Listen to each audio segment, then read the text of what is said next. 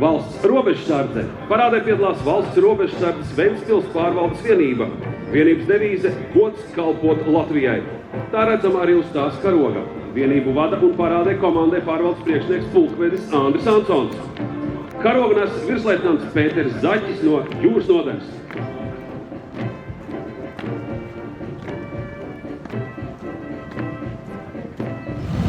Tur jau arī valsts robežsardze ar savu tehniku. Renault Master un Toyota 4 izmantot imigrācijas kontrolē, mobilajām patruļām un kontrolposteņu darbībai. Tur jau arī Toyota Lynx aprits automašīnas, krastliņas patrulēšanai un transportam dažādos vēlēt apstākļos.